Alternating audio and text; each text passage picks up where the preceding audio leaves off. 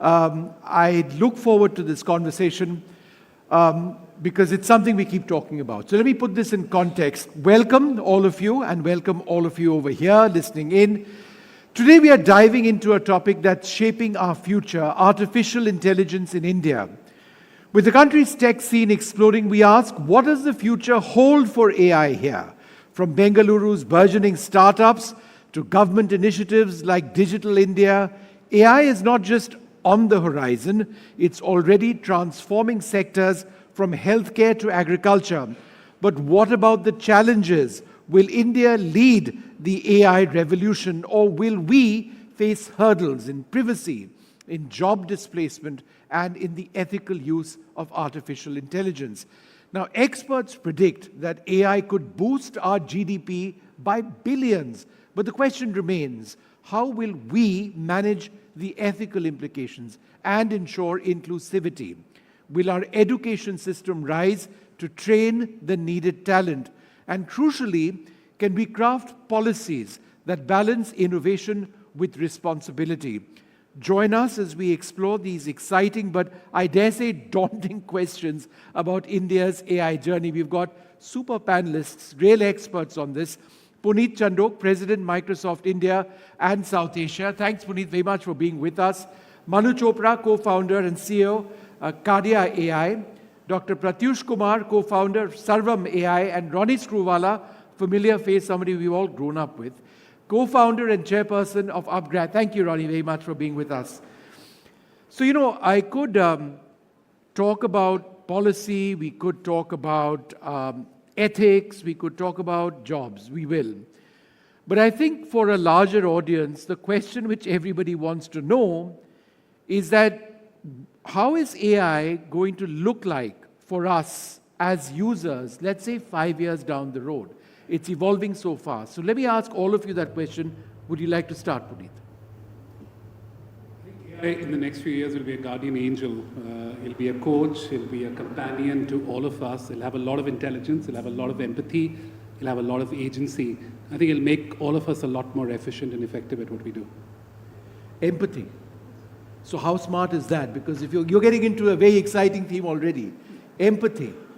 I think technology for the sake of, technology of course matters, but what matters is how technology feels, right? And I think where these agents and where this AI is headed is a lot more personality, a lot more context on who you are. And I genuinely believe in the next 5 years, it'll be Puneet plus Puneet's AI. So if somebody hires me, if I'm on LinkedIn as an example, I'll say it's Puneet plus Puneet's AI.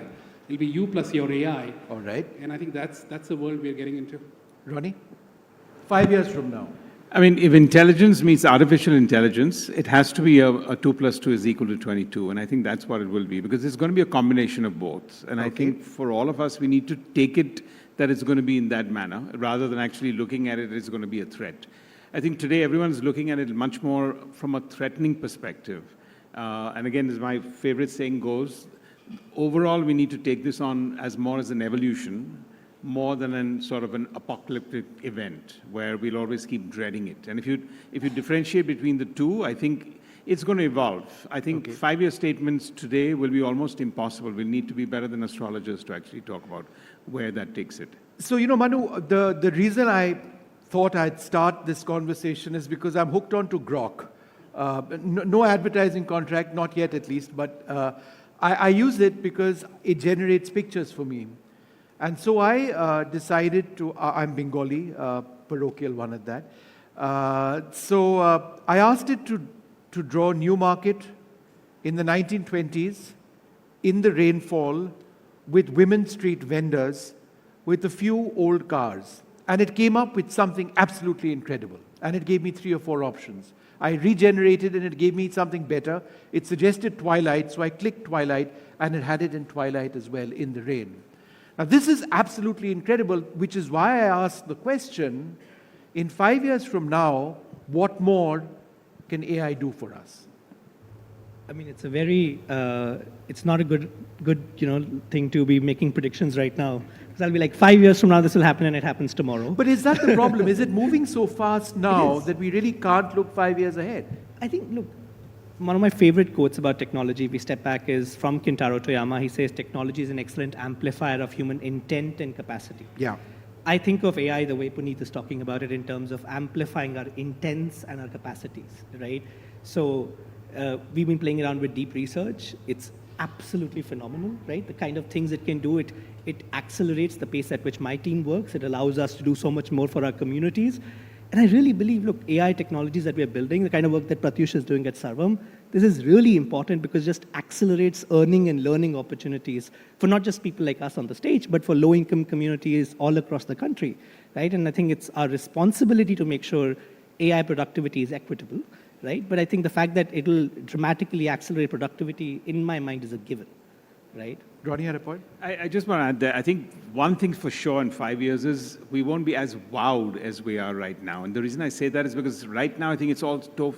I come from the storytelling world in my previous avatar, and I think the wow with which you explained that I fed it in and gave me these 3 fascinating stories, I think a lot of that will evolve. It'll become part of us, and I think that's something if we harness. So one of the things I definitely think in 5 years is we won't be that wowed with it in a good way, not in a bad way. Right.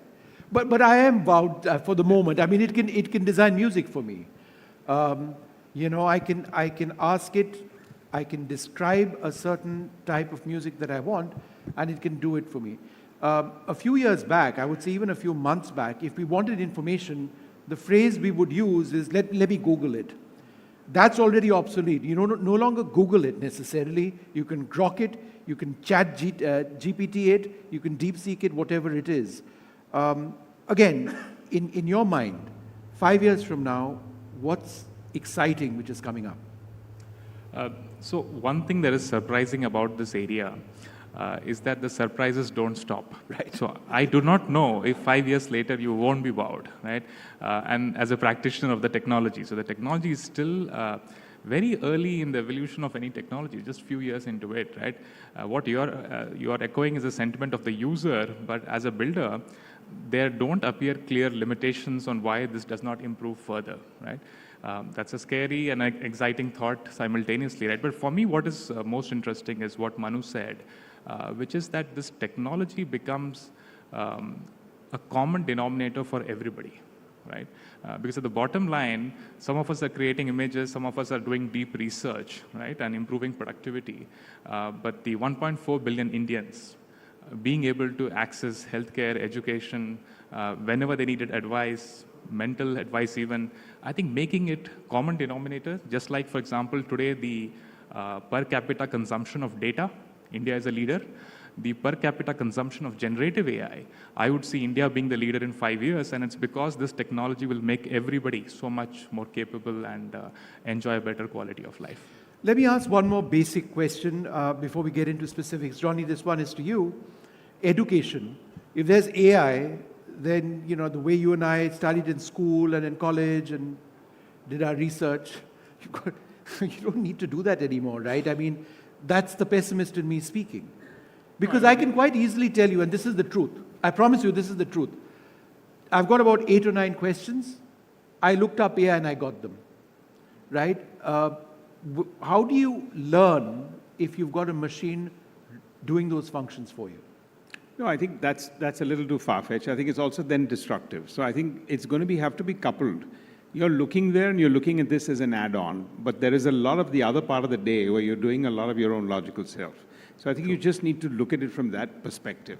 I think we need conviction, actually. Right now, you're talking about everything else from a caution point of view. True. If you just look at it with conviction, I don't think you're going to displace the schooling system. If you see what's happened in the last 50, 60, 70 years and overall in learning, there's a certain base camp that you would have to necessarily go to. So I'm not a subscriber where this is going to be completely replacive, and the next generation, of course, every generation is getting wired in a different way in which they consume things. But some things I think will remain constant. I think the coupling of it rather than the decoupling is what's going to be important. Puneet, the other, of course, common question is jobs. And I think it's, again, in a sense, a worry that people have addressed and have moved on. Will it take jobs is perhaps no longer the relevant question. It's how do jobs change given the reality of AI? And that has to do with skilling. So we'll keep skilling out for the moment, but to the basic fear that people have, AI is around, I'm going to get canned.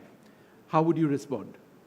I think just sticking to Ronnie's framework of kind of just thinking about the positives of this technology, right? To me, I think this has the ability to reduce the cord between knowledge and agency. And let me explain to you, right, which is, my favorite example is you go to any hospital in this country, the first year doctors are out of work, the 20th year doctors are out of time, because everybody wants to go to the 20th year doctor. Same for teachers, same for lawyers, same for technologists. Yeah. And if we can create a co-pilot, if we can create an AI agent which brings as much information, as much expertise, as much judgment to the first year doctor and the first year teacher and the first year lawyer, imagine the work they can do. So it reduces the floor, it raises the ceiling, right? I think specifically on jobs, it'll both create new jobs and it'll change the nature of our jobs. And on creating new jobs, nobody better than Manu to talk about this because he's genuinely creating these jobs. I can talk about it, but he should talk about it. And then I think changing the nature of jobs, right? I think we're used to defining jobs as a title. Like, you're the chief editor of this thing, I'm the CEO of this organization. All our jobs are a collection of tasks. And I think this is time for us to reflect on, going back to your piece around saying these questions and the research work and the grunt work, that can be taken away. Now that frees you up to do so much more, right? So I think that to me is exciting. New jobs, changing the nature of jobs, and then cutting the cord between knowledge and agency, and especially for a country like India, getting people started much faster, much better to do a lot more work and a lot more amplification, as Manu said. Manu, I'm coming to you on that, but in terms of specifics, I do know that specifically we are working on agriculture and AI already presently in the country. We are looking at AI being able to decipher fairly complicated medical reports and then advise people. We are looking at AI interpreting legal documents and then advising people as well. How is this fundamentally changing our lives in India right now? Look, for our communities, information asymmetry is still a problem, right? And it goes back to what everyone is talking about, right? Like access to this information, that is still a challenge, right? We thought that internet would change that, right? It made a huge difference. It certainly changed all of our lives, right? But with access to these technologies, to this information in your language, through voice, the kind of work that so many people on the stage are doing, that's really, really critical. Right? To answer your in general question, I think, look, the reason we need to approach this with optimism is important. I almost think of it as like, it's hard to demonstrate this with a mic, but I'm going to try. Think of this as like the kind of work that humans can do, right? That's all the work we've done in the past. A certain subset of this is the work that AI can do for us, right? Which is the work like coming up with questions. But because that's happened, now the kind of work we can do with AI is so much larger, right? One of my favorite thinkers on this topic is Eric Bryn-Jacobson from Stanford, who says that, if ancient Greeks automated all the labor known to them, there would be no work, but then there would be no NDTV Profit, there would be no vaccines, there would be no, several other things that we did because of the technologies that were created, right? So given that these basic needs will be taken care of, right? Access to healthcare, access to information is taken care of. The question very quickly becomes for us is, how do we make sure the vast majority of our communities are able to use these tools to become more productive, right? To use them to actually make more money, to learn more stuff, to go ahead in their lives, to thrive, right? To just have full, complete, holistic lives. And I think there, we are very excited about the kind of new jobs AI is creating. These jobs pay really well. We're able to train people in our communities to do these jobs, right? So I'm optimistic in general. It requires work. It requires us to create almost a just transition between what people were doing earlier and the new kind of stuff that we have to do. But I think of the opportunities here across ending information asymmetry, connecting people to what they need this like very quickly. I was flying into Bombay this morning and I saw these incredible mountains I'd never seen before. I took a photo and the first thing that I did was ask my GPT, what is this? And it told me exactly the wildlife sanctuary it is, right? Like these are very basic things, but they truly enable information discovery. And I really like what Puneet said about reducing the gap between knowledge and agency. No, note to self, I'll do that next time. You had a point, Ronnie? No, I wanted to calm down the temperature and the way we kind of look at that, right? Because I go a lot by my gut feeling. I don't think that's going to get replaced. I think I pride myself that I'm a culmination of the choices I make. That's not going to get changed. You're going to have that sense of acuteness of yourself to be able to make the choices. You make judgment calls. So if you look at all of that, then you look at the practical of how this is going to augment and not necessarily replace. You will just look at everything in a very different way. I think we're in that hyper mode today where we're going, oh my God, what is this going to do for all of us? Versus how much is it going to actually augment us? How much is it going to segregate and take a few things off the plate so that we can actually become even more smarter or being able to do what we want to do? And I think for India, it's an incredible opportunity. I mean, your central theme today is one of 2047. And I think this is one of the most powerful tools. It's a level playing field. Nobody's got a massive head start. I think those are the ones that I think should be more exciting for all of us to really look at. You know, if we're talking about 2047, and thanks for bringing me back onto the theme, because I am tremendously excited at the prospects.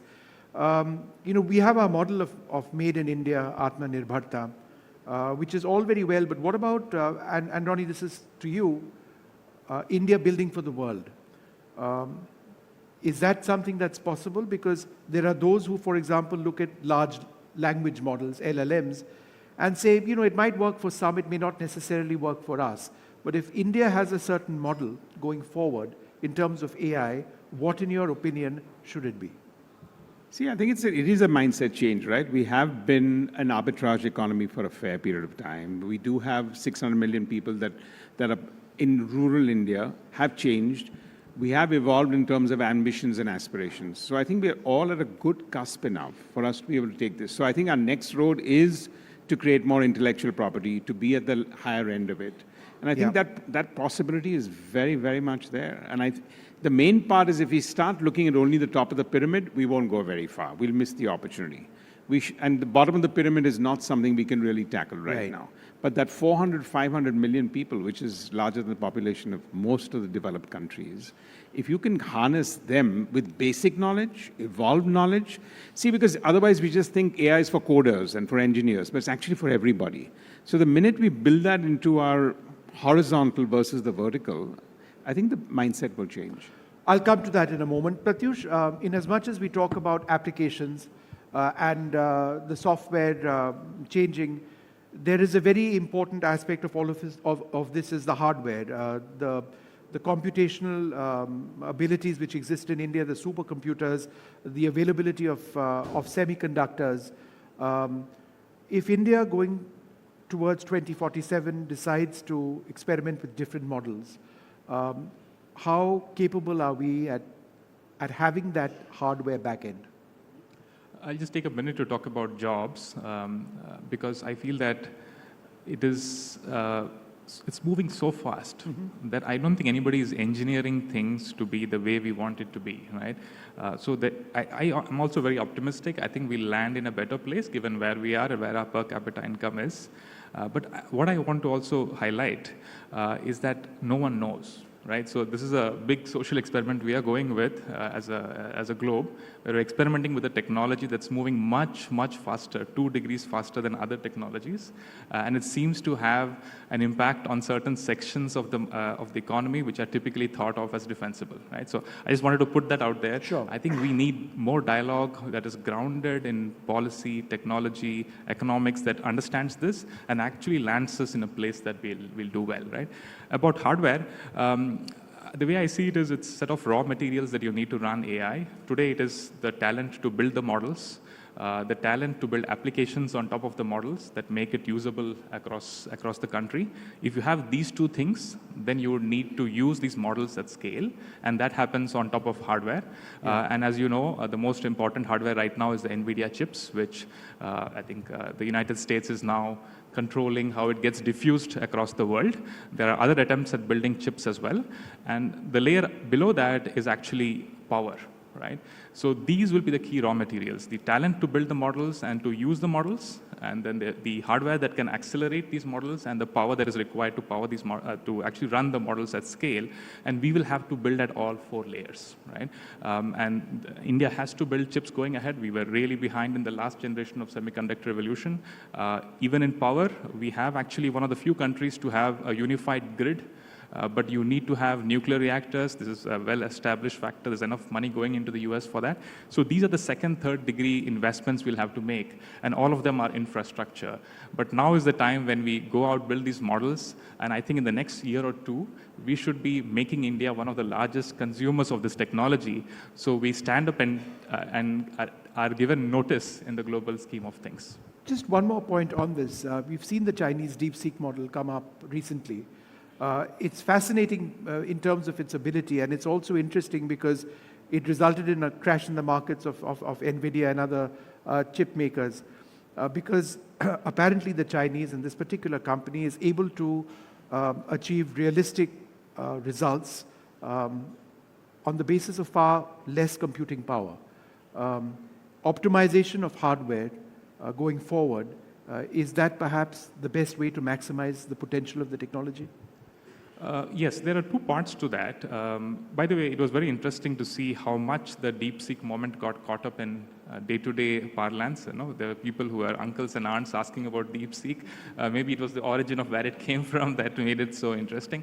But there are two parts to it. One is the cost of training the model, and the second is the cost of sort of serving the model or using the model. The training of the model, they showed that it can be a much smaller number, but that's somewhat debatable. But that's not where most of the money goes. Most of the money going ahead will be in running these models at scale, right, and using smaller models which can be served cheaply, fastly, etc. And I think that's where most work is. In fact, the compute problem that you mentioned is also about making chips which are more customized for this workload and make it cheaper. And in fact, that is the number one problem for India, which is to massify this technology. We need to bring down the cost of serving these models at scale. Right. And that's where we should be focusing the most. Ronnie, let's talk about upskilling and the need, again, based on what a lot of you have actually said, that, it's not a certain group of individuals who need to be reskilled or upskilled. Upskilling and reskilling has to take place everywhere. How do we maximize AI by upskilling? See, firstly, I think leadership needs to harness it. Right now, it's sitting on an HR desk. I think it needs to sit on leadership desks. Right. Firstly, I think if that mandate comes in, it's different. Second, most people are looking at it again as a tick box, and therefore completion of a course is becoming actually now the absorption and the outcome of that is going to be. Because I think in the workforce today, you're not looking now at the bottom 10% and figuring out how to weed them out. You're actually looking at the top 40, 50%, and the rest of them are getting less relevant. So I think if you figure that mandate out, and everyone realizes that it's proactive and you need to be there, I think it's a leadership mandate that has to come in and not an HR tick box. I think that's the starting point with. Puneet, how will AI be disruptive to business in India? Listen, there's a beautiful quote by somebody a long time back. It said, intelligence is a beautiful property bestowed on human beings. I don't think that's true anymore. It's not just human beings now who've got intelligence, right? So we are, in a way, starting to manufacture intelligence. Now, to your point around how does that disrupt or create opportunities for companies? And I call this a numerator-denominator problem, which is there are massive opportunities on the numerator side, which is create top line, right? Which is create products and markets that you couldn't earlier. Like if you go to e-commerce websites today, if you want to go to Goa, in the previous world, you would say, I want to buy shorts and I want to buy a shirt and I want to buy slippers. Now you just say, I want to go to Goa, and it gives you the entire, and suddenly you're buying more. Right. So I think, so there's a bit of a top line opportunity for companies in India to sell more and build products and serve markets that they couldn't serve earlier. And there's a denominator opportunity around efficiency and productivity, everything that we've been speaking about, like GitHub Copilot, right? Like Infosys has written 7 million lines of code. Now, 7 million lines of code written by AI, not human beings. And human beings are quality checking it and amplifying it. But how do you drive productivity? How do you drive efficiency? So massive opportunity both on the numerator and denominator for companies in India to, it's already happening. Look at Apollo Hospitals, they're building co-pilots for doctors. Bajaj Finance, they're looking at customer service in a completely different way. RailTel is looking at public sector and saying, listen, how do we really embed AI pretty much across the public sector in India? So I would not say disrupt. I think it just creates massive opportunities for companies in India to leapfrog. And as India becomes AI first, like our companies should become AI first and build not just for India, but for the world. Well, I'd like to thank you all very much for being with us. We could keep talking for the next 2 or 3 hours, but then we've got other panelists and other sessions. But it is absolutely fascinating. And I think that the message from all of our panelists is that the technology has to be embraced. We can be pessimistic, we can be questioning about it, but perhaps we need to look at how it is going to be a key part of our cycle of growth going forward as we work towards 2047 Viksit Bharat. Thank you all very much for being with us. Thank you.